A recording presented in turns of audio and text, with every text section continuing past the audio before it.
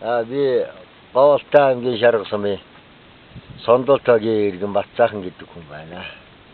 Манайх одоо ингээд хурга ишгээ хөнгөлж байна. Нодлон намар манайх хуц ухнаа жоохон цөөхөн хоног тавьсан.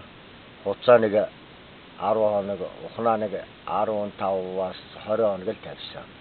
Тэгээ энэ жил нэг нийлээд нэг 60-70-аад чөл авлаа. Хурга ишгээ.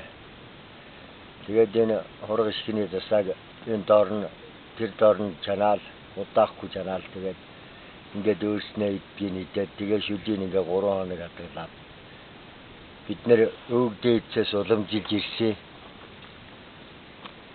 3 хоног хадгалаад тэгээд нохоо шувуунд өгөөргөө гүн газар ухаад гүн болж дээдэг ийм уламжлалтай.